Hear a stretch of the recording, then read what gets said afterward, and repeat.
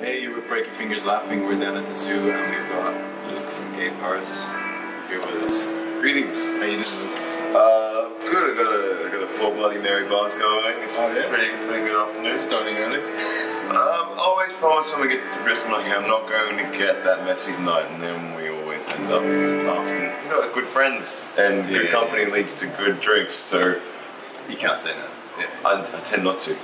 So, tell us a bit about Gay Paris. I mean, we caught you down at Mojo Burning, and I don't know what we were expecting, but it wasn't what we saw, and it blew us away. So, that whole stage persona about you, has that been something that you've constructed specifically, or is it just grown? I think it's sort of grown, so I guess the way that the band has become, born, has realised itself.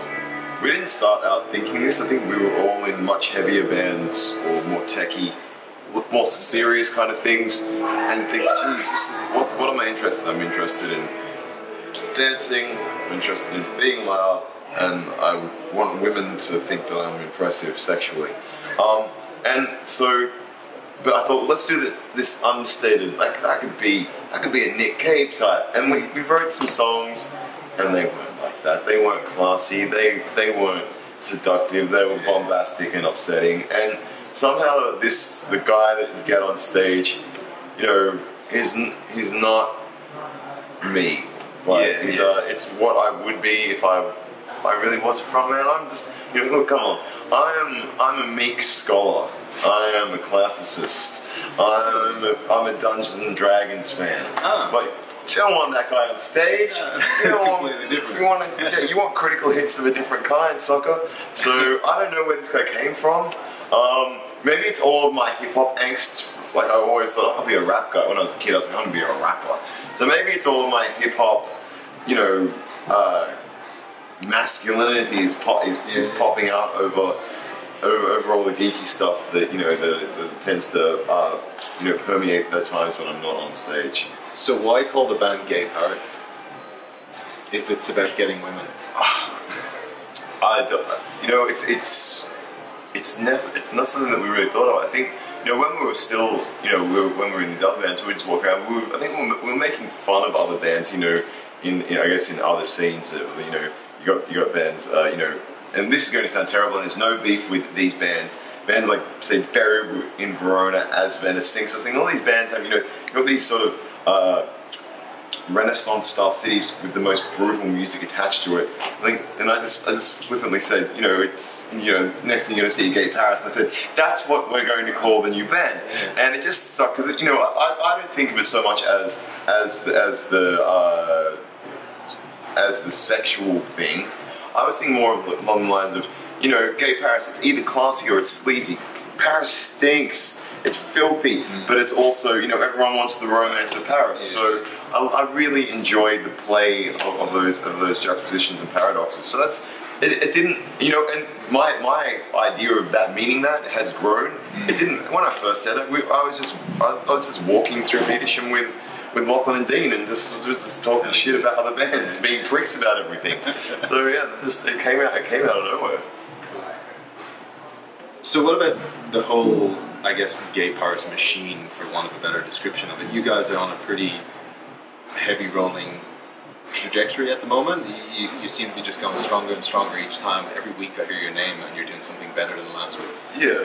Well, if that isn't happening and you've been a band for 6 years, maybe you shouldn't be in that band anymore. Get a new thing. You know, that's sort of why maybe we all sort of had other bands that those bands don't exist anymore, because you hit a point, and if you realise, if I'm not already the best, and it's widely acknowledged, or I'm not getting better, I've got to get out. I think we played in three of us played in a metal band together, and we're like, shit, we toured with a band in New Zealand, and then came back and did Australia with them. But these guys are owning us every fucking night. We're not the best metal band. Fuck this. Let's be the best rock and roll band. Yeah. And I think, you know, whether, you know, some people get upset when we say you're metal, or some people get upset when we say we're metal. You're not that. So I don't really care, but I think we're becoming better at being Gay Paris. As you say, week to week, we're doing something. You know, whether it's tour to tour, writing more songs, album to album. It's always better, and we're still interested, and we're still finding new ideas as to how to express that interest. Which I think that's a good thing. If you're still having ideas, there's still life left in the machine. Yeah. So who's involved in that? How do you get a band from being, you know, just some idea and calling it Gay Paris, a bunch of mates, and then slowly build it and hit those notches, those, I guess, milestones month to month? Well, the really, you know, you say who's involved. Well, to start with, it is the four friends that can still put up with each other after you shit all over each other, essentially shit over each other's children all the time. You know, so this, man, I love this riff, it's crazy, I love it so much. You go, yeah, it's great, but it's not for this band. And once or you say, oh, Luke, you need to get singing lessons, dude, and that's a tough one to take. Obviously true. Or stop rapping in between songs, please. So that's you know, you've got that's a big part of it. The friends that can criticize each other, but it's also, you know, and the friends that can find something to talk about after the 13th hour in the van for the 4th day in a row. But so there's that. It's that enthusiasm. But you know, recently we've picked up management now, and that's sort of mind blowing too. Having someone who's competently managing the band makes life easier for us. Like, we've had managers before, and it's always ended up making our lives more difficult because you end up double handling. Someone goes, yeah, that's done, and you, and then the 11th hour it's like, oh, by the way, you need to, we've asked if it was done, and you said yes. So there's that, but really, I think at the end of the day, it has to be the four guys who are still pumped and are willing to take the hits to their ideas and personality that are going to happen, because we're all four of it. Like, there's no songwriter.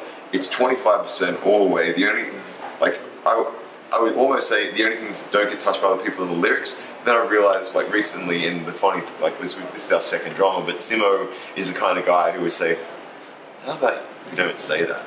You know, and he's happy to throw in a suggestion. Like, I think one of his lines actually stuck. He said, maybe we could save this town, which I was repeating. He said, what about then you say, but maybe we could tear it down? I thought, yes, that fits the narrative so much better.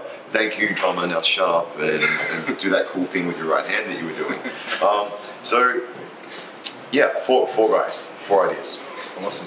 So was that hard to release that trust to a manager this time around and find someone that actually fits in for you? Yeah, because we're wary, because as I said, we've been burnt a couple of times. Without holding any grudges, but yeah, it is. And also, you know, our manager now is a prick, and that's tough. It's another guy shitting on your ideas, and you know, we're used to that. And you know, he wants more involvement than we're usually like. He wants to, yeah, he wants to. This is his baby too, and we appreciate that. You know, someone who actually gives a fuck and thinks like that thinks I can see that you need to do more because there's more life left in this. Yeah. So that's actually been really cool to see. It's not money. It's passion, and that's important across the board. I'm going to try and go 3 for 3, but talking about influences, hip hop wise, what were you listening to as a teenager? Oh shit! This bums me now, because as a teenager, you know, it's stuff that as, you know, somebody becomes more enlightened politically, philosophically, as you get older. But man, like, so straight away, I guess, you know, Snoop Dogg. Okay. I don't really, you know, what am I a guy in this tiny country town doing, like, connecting with gangster rap? Maybe because I didn't like anyone at school, so I didn't want to listen to Nirvana and Metallica. So I took, you know, Snoop Dogg was my isolated goth teenage music, but I didn't know what a goth was at the time. You know, so you know, Snoop Dogg, you know, of course NWA, because everyone's angry. And teen music, that was, I guess. So Snoop Dogg. My Metallica is NWA. And I guess, you know, Public Enemy, that's another angry one. Public Enemy, yeah. I was hoping for Eminem, to be honest, because the last two I'm doing it full Eminem. No, I'm way too, I'm 35. Eminem wasn't out until I was in my 20s, and loved his first record. Then I thought, man, sure, you're one of the most gifted freestyle rappers in the world. You've obviously worked very hard to do this, but fuck, your new material's so whiny. You're so rich and upset about wife and mum still. Shit, like, you know, get angry metal musicians too. They go, oh, I'm rich and upset. Pay for therapy, dickhead. Lars Holloway. So where did that crossover come from? When did you start listening to the music I you were playing? got over hip hop. I think a lot of it's because sort of in my late teens, early 20s, I realized, either I've got no connection to this ghetto isolation, and I want to write music, but that's a hard sell. And I was rapping in my teens, but like we weren't writing gangster songs, but it didn't feel authentic to me. And so, you move away from that, and also, you start to realize it's not funny. Like, bitches ain't shit. It's not funny anymore when you're out of high school and having serious relationships with people. You think, man, it's terrible. It's kind of a terrible thing to say. It's not how I feel. So I think that was my move away from hip hop. But I didn't know what to listen to. Like when I was 20, I didn't know what to listen to because I hadn't really met anybody. I'd just come to Sydney from a tiny town. I was uncomfortable, and I sort of fell into. I met some dudes, like I met Lachlan at a party, and I guess I sort of like got into stuff like an easy transition was say Rage Against the Machine. It's something I can get behind idea-wise, and it still sounds enough like hip hop that it wasn't a tough thing. I was Filthy Word.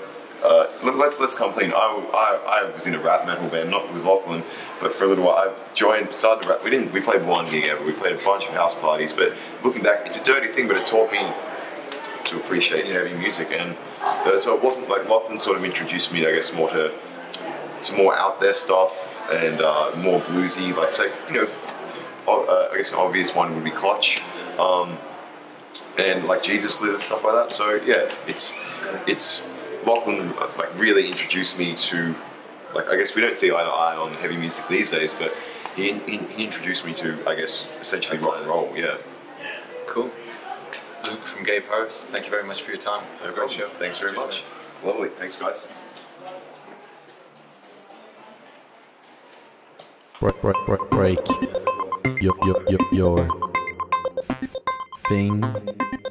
fingers laughing.